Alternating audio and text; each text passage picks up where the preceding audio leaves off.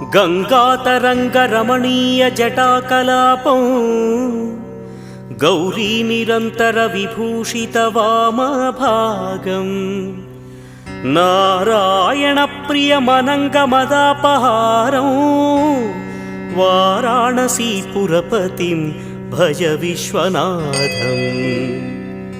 वाचामगोचरमनेकगुणस्वरूपं वागीश विष्णुसुरसेवितपादपीठं वामेन विग्रहवरेण कळत्रवन्तं वाराणसीपुरपतिं भज विश्वनाथम्।